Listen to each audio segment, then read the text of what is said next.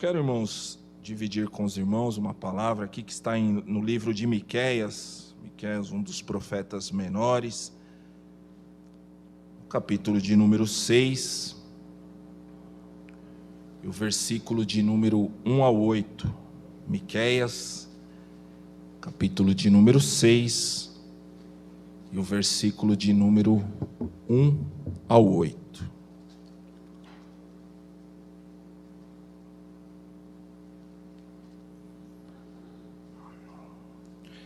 Diz assim a palavra de Deus. Eu vou estar lendo na Almeida Revista e Atualizada, ARA. Diz assim a palavra de Deus: ouvi agora o que diz o Senhor, levanta-te, defende a tua causa perante os montes, e ouçam os outeiros a tua voz. Ouvi, montes, a controvérsia do Senhor, e vós, duráveis fundamentos da terra, porque o Senhor tem controvérsia com o seu povo, e com Israel entrará em juízo. Povo meu, que te tenho feito? E com que te enfadei? Responde-me, pois te fiz sair da terra do Egito, e da casa da servidão te remi, e enviei adiante de ti Moisés, Arão e Miriam. Povo meu, lembra-te de agora do que maquinou Balaque, rei de Moabe, e do que lhe respondeu Balaão, filho de Beor, e do que aconteceu desde Sitim até Gilgal, para que conheças os atos de justiça do Senhor. Com que me apresentarei ao Senhor e me inclinarei ante o Deus excelso? Virei perante ele com holocaustos, com bezerros de um ano? Agradar-se-á ao Senhor de milhares de carneiros, de 10.000 ribeiros de azeite? Darei o meu primogênito pela minha transgressão, o fruto do meu corpo pelo pecado da minha alma? Ele te declarou, ó homem, o que é bom, e que é que o Senhor pede de ti, que pratiques a justiça e ames a misericórdia e andes humildemente com o teu Deus. Amém? Meus irmãos, essa passagem de Miqueias, o livro de Miqueias, nós já temos lido, e até esse trimestre um dos assuntos dos jovens foi o livro de Miqueias, um dos profetas menores, e esse livro tem me chamado a atenção, tem me falado comigo através desses versículos, de toda essa leitura. Eu quero dividir aqui alguns irmãos nesta passagem, no capítulo 6. O livro de Miqueias, ele é considerado o evangelho da justiça social. Se nós olharmos todo o livro, nós vamos ver Deus falando contra a injustiça que os poderosos faziam contra os homens, ali contra as maldades, a corrupção, a justiça feita pelo suborno, E nós vemos o livro de Miqueias, assim como toda a Bíblia, mas muito atual por conta das coisas que aconteciam ali e o que Deus falava contra. Nós vemos muitas vezes acontecendo no meio da nossa sociedade. E Miqueias, ele era de um local, uma zona rural, a sua cidade de origem, ela era Moresete, uma cidade rural, e ele conhecia bem essa dificuldade do povo, todas essas dificuldades que os pobres passavam. E o nome Miqueias, ele significa quem é semelhante a Jeová. E Miqueias, ele profetiza ali para o reino do norte, o reino do sul. Nós vamos ver no capítulo 1, ele falando ali, começando a falar para as capitais desses reinos, que era Samaria, Jerusalém, Samaria, capital do reino do norte, Jerusalém, capital do reino do sul. E Miqueias, então, vem profetizar para esses reinos. E esse capítulo que nós lemos, nós vemos que começa com uma figura ali de Deus, ele vindo como um promotor, como num julgamento. Deus, ele se apresenta ali às causas, ele põe os montes como testemunhas, no versículo 1 que nós lemos, diz assim: ouvi agora o que diz o Senhor, levanta-te e defende a tua causa perante os montes, e ouçam os outeiros a tua voz. Ouvi, montes, a controvérsia do Senhor, vós fundamentos da terra. Então, Deus ali, ele põe os fundamentos da terra, os montes, os lugares altos, as montanhas, como testemunha dessa controvérsia que ele tinha contra aquele povo, contra aquela nação. Porque o povo, aquela nação, de alguma maneira, estavam sendo questionados e eles seriam julgados por causa de tudo que estava ocorrendo ali, de todos esses pecados que eles estavam cometendo. E por isso Deus ele vem e entra num pleito ali, ele apresenta ali o julgamento e ele fala: olha, apresenta a sua causa, o porquê que vocês estão fazendo isso, o porquê que isso está ocorrendo aqui, nesta nação, nesses reinos, o porquê. E Deus ele vem e apresenta. Então no versículo 1, versículo 2, nós vemos ele colocando essa situação e colocando esses montes, essas montanhas como testemunhas. E me chama muito a atenção, irmãos, o versículo 3. O versículo 3, Deus ele vem e pergunta para o povo. Ali, ele faz uma pergunta para o povo, e isso me chama muita atenção, porque Deus pergunta assim: povo meu, que te tenho feito? E com que te enfadei? Responde-me. Deus estava falando assim no versículo 3, olha, vocês estão cansados de mim? O que eu fiz para que vocês se cansassem de mim? E aí eu começo a meditar nisso e eu fico pensando, o povo ali estava cansado de Deus e Deus perguntava: onde que eu te cansei? E aí eu comecei a meditar nisso. Será que nós estamos cansados de Deus? Será que nós, com as nossas atitudes, com o que nós estamos fazendo, nós estamos nos cansando de Deus? Certamente, se eu fizer essa pergunta aqui, né, uma primeira resposta vai ser: não, eu não estou cansado de Deus, não, de maneira nenhuma. Eu estou cansado da situação, de tudo o que está acontecendo, não é verdade? Mas nós vemos que o povo ali, eles não faziam mais a vontade de Deus. Nós vemos que o povo, eles não obedeciam mais, eles já não acreditavam mais nas promessas de Deus, eles não acreditavam mais que Deus ouvia as suas orações, e eles estavam fazendo as coisas ali por costume. E aí Deus vem e pergunta para eles: olha, vocês estão cansados de mim? E aí eu fiquei pensando, né? Deus perguntando para nós, né?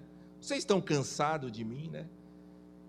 Aí eu comecei a meditar nisso, porque às vezes nós fazemos atos, nós temos atitudes que muitas vezes demonstram um cansaço, mas nós achamos que nós estamos cansados com a situação, mas muitas vezes nós estamos deixando Deus de lado.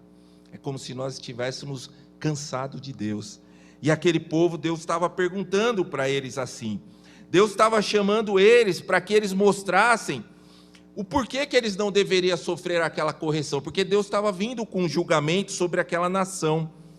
E por que não deveria haver sentença sobre eles? Por que eles não poderiam sofrer aquilo que Deus estava trazendo? E Deus estava falando: apresenta a sua causa, fala para mim, o que eu tenho te feito?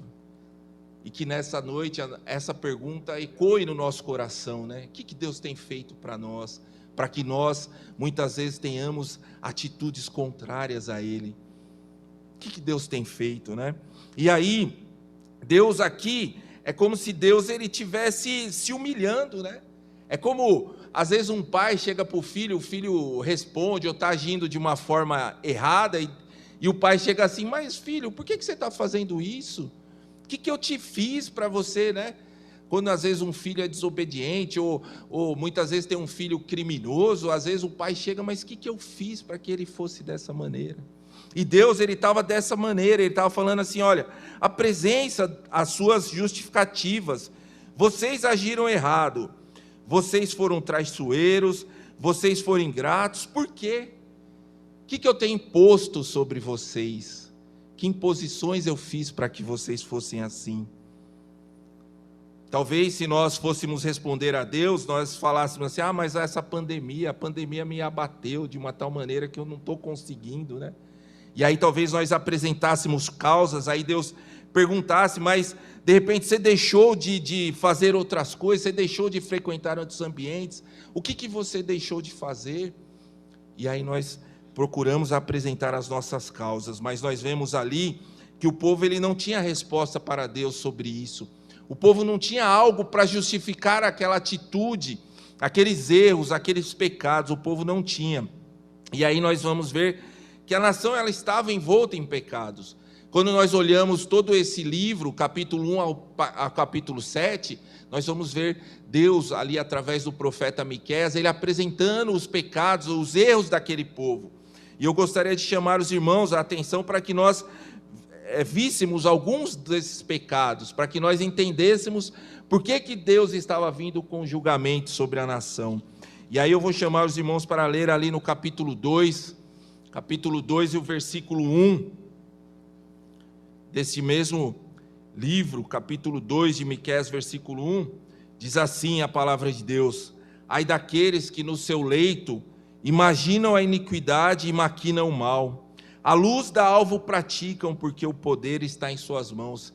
Vejam, existiam homens poderosos, homens que tinham o poder nas suas mãos e que eles maquinavam o mal ali no seu leito, na sua cama. Eles iam deitar e começavam a pensar no que eles iam fazer de mal. E aqui a Bíblia diz que a luz da alva eles praticavam. Então, quando eles acordavam, eles já iam praticar aquilo que eles já estavam pensando na sua cama antes de dormir. Então, veja a situação daquele povo, daquela nação, não é verdade? No capítulo 3 ainda, o versículo 2, vai dizer assim, no capítulo 3, o versículo 2, diz assim: os que aborreceis o bem e amais o mal, e deles arrancais a pele e a carne de cima dos seus ossos. Deus aqui estava falando contra os líderes, contra os poderosos que estavam como que arrancando a pele daquele povo, estava subjugando eles de uma tal maneira que estava arrancando a pele e a carne de cima dos seus ossos. Mas é interessante que no início do versículo 2 eles falam assim: os que aborreceis o bem e amais o mal. Ou seja, eles não só praticavam o mal, eles aborreciam o bem. Eles não queriam saber do que era bom, eles não queriam saber daquilo que era o correto, eles não queriam saber daquilo que era o certo. Então eles odiavam o bem. Eles não só praticavam o mal, mas eles não queriam saber do bem. Isso também estava acontecendo naquele povo, no meio daquela nação. E ainda continuando no capítulo 3, no versículo 11, a parte B do versículo, diz assim: e os seus profetas adivinham por dinheiro e ainda se encostam no Senhor, dizendo: não está o Senhor no meio de nós? Nenhum mal nos sobrevirá. Veja, existiam profetas e eles estavam profetizando por interesse. E eles ainda diziam assim: olha, não está o Senhor no meio de nós? Nenhum mal sobrevirá. Então, se o Senhor está aqui conosco, não vai acontecer nada. Não vai acontecer nenhum mal. Tudo isso que está sendo profetizado, tudo isso que é pregado, tudo isso que é ensinado, nada disso vai acontecer, porque o Senhor está no meio de nós. Eles não estavam ligando para a sua situação, eles não estavam querendo mudar, eles não queriam algo diferente, uma mudança na sua vida, porque eles acreditavam que tudo ia ficar daquele jeito. E aí eles continuavam praticando os seus erros. E no versículo 5 desse mesmo capítulo, diz assim: assim diz o Senhor acerca dos profetas que fazem errar o meu povo e que clamam paz quando tenho que mastigar, mas apregoam guerra santa contra aqueles que nada lhes metem na boca. Olha o que estava acontecendo. Os profetas, eles estavam profetizando por interesse.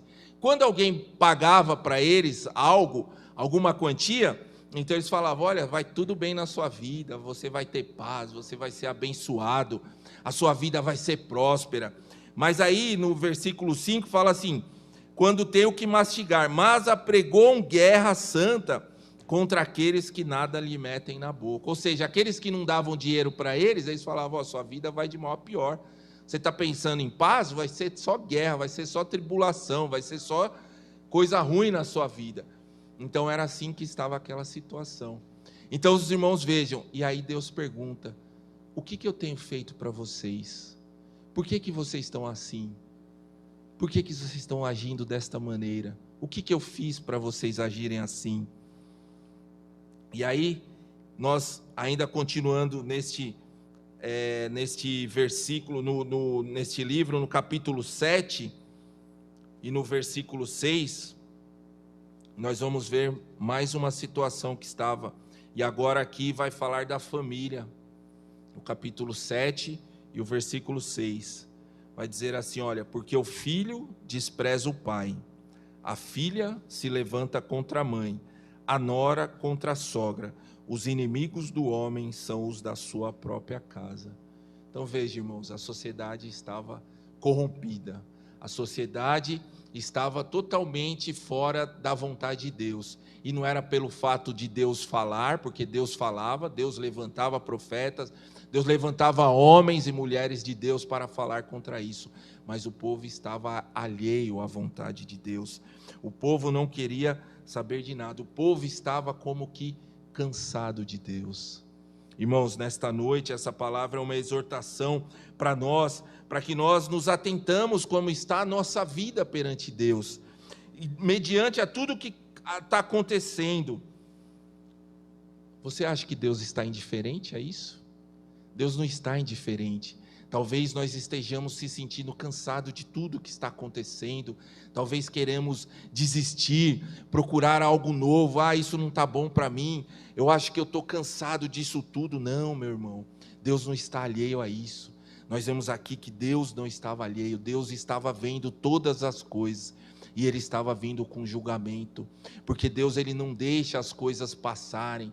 Deus ele tem conhecimento de tudo, seja das coisas boas e das coisas ruins, e Ele tem promessa, Ele tem coisas para fazer na nossa vida, mas Ele tem justiça também.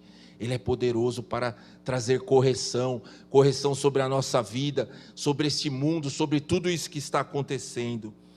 E aí Deus pergunta: o que eu te fiz, povo meu? E veja aqui no capítulo 4, Ele começa a falar de coisas que Ele tinha feito. No capítulo 6, o versículo 4, que nós lemos aqui, Deus diz assim: pois te fiz sair da terra do Egito, e da casa da servidão te remi, e enviei adiante de ti Moisés, Arão e Miriam.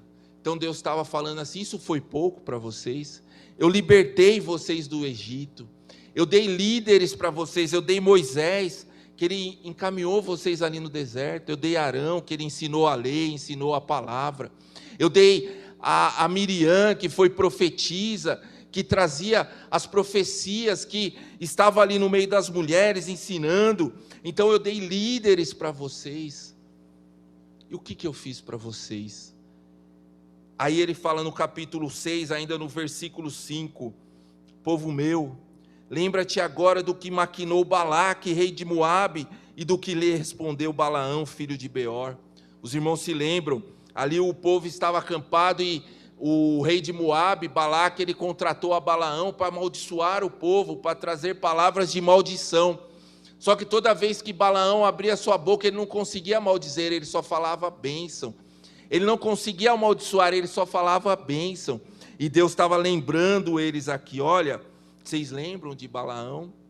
Ele não conseguia maldizer vocês, ele só abençoava. Foi isso que eu fiz para vocês.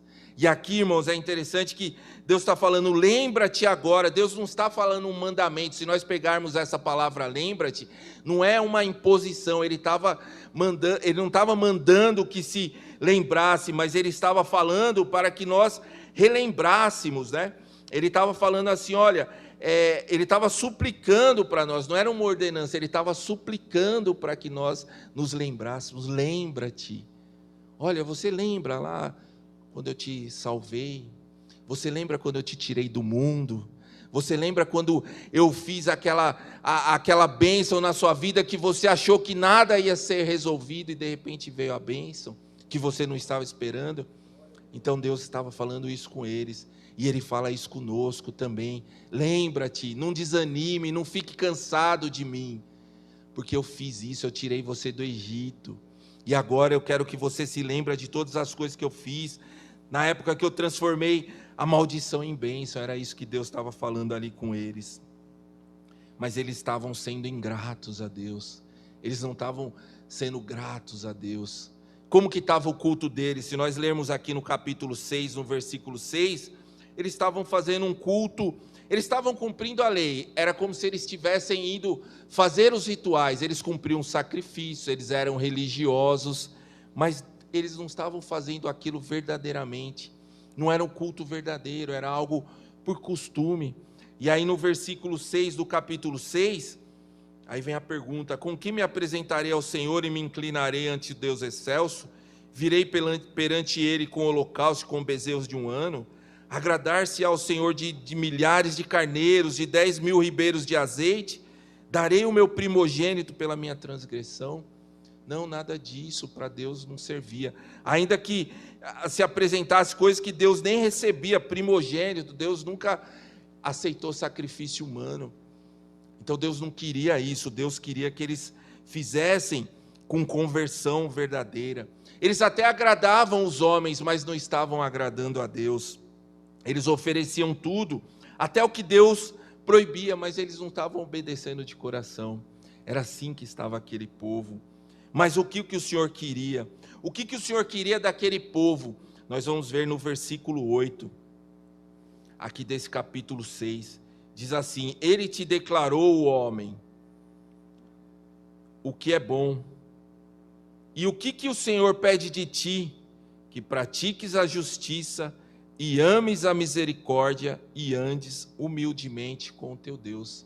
Deus estava esperando isso deles. Deus não estava esperando milhares de carneiros, sacrifícios, milhões lá de animais em sacrifício, não. Deus estava falando: olha, eu quero justiça em vez de tirania. Eu quero misericórdia em vez de egoísmo. Eu quero humildade em vez de orgulho. Porque o que aqueles homens, aquela nação estava apresentando era isso. Ao invés de justiça, tirania. Ao invés de misericórdia, eles estavam apresentando egoísmo. Ao invés de humildade, eles estavam apresentando orgulho. E Deus estava falando.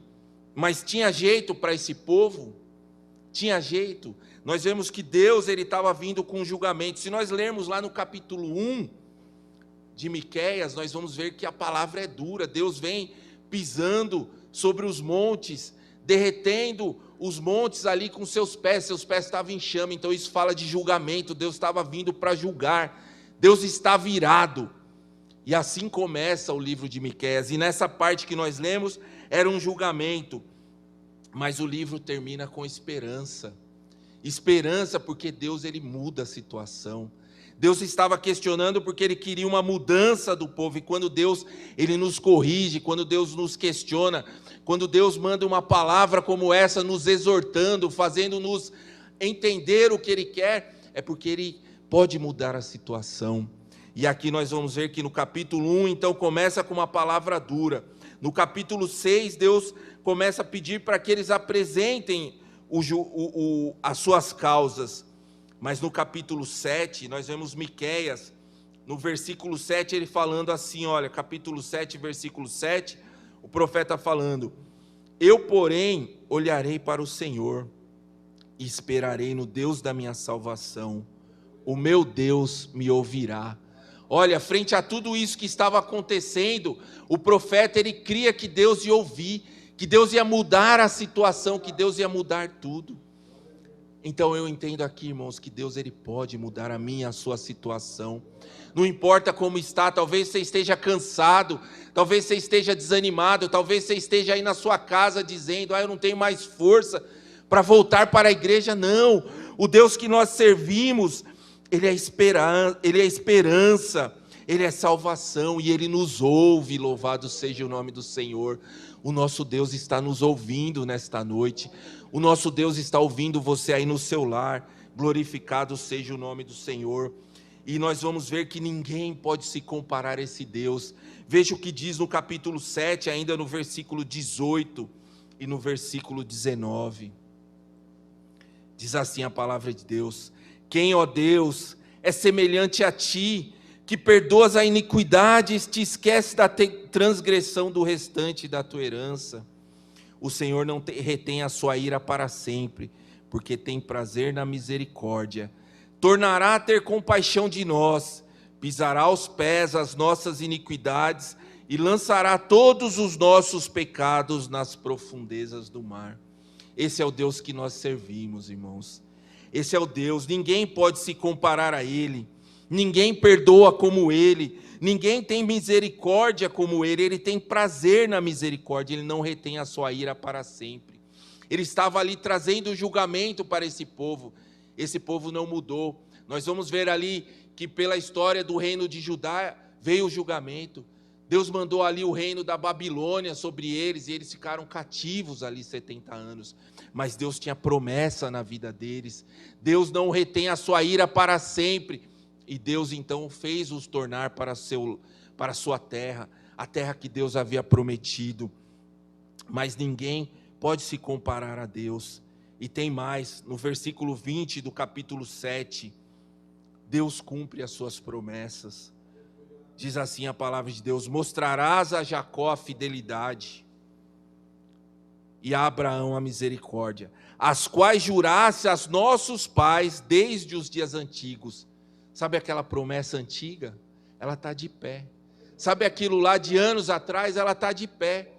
Aí você pensa, mas eu estou desanimando, não está vindo, não está acontecendo. Em vez de repente Deus vir com palavras de bênção, Ele está vindo com palavra de exortação.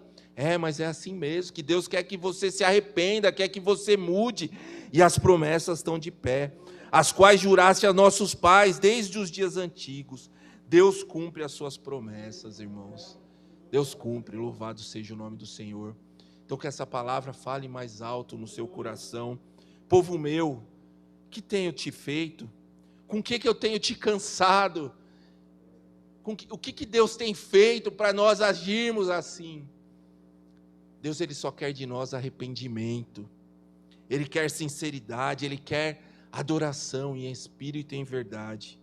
Ele quer justiça de nós, Ele quer amor, Ele quer humildade. Então que nesta noite, irmãos, os irmãos fiquem com essa palavra e falem ao seu coração como tem falado na minha.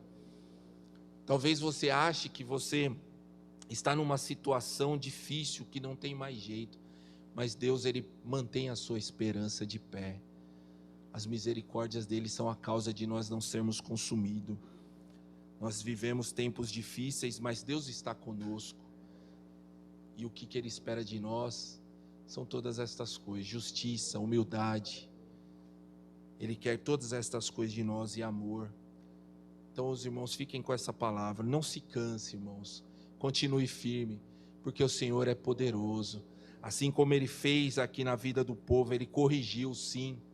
Ele corrigiu, mas era para trazer algo melhor e maior. Então não fique cansado se Deus está te corrigindo. Se Deus de repente está falando duro enquanto você está esperando algo bom, né? Talvez você esteja querendo ouvir uma palavra de bênçãos, e Deus está falando duramente com você, mas é para que Ele quer fazer algo melhor. Não se canse de Deus. Lembra do que Ele tem feito. Lembra que Ele te tirou do Egito. Lembra que Ele te tirou lá as maldições, transformou em bênção. Lembra de tudo. Traz à memória aquilo que te dá esperança. Louvado seja o nome do Senhor. E assim, eu agradeço a oportunidade em nome de Jesus, e que Deus continue falando mais alto aos corações de cada um de vocês. Amém. Que Deus abençoe.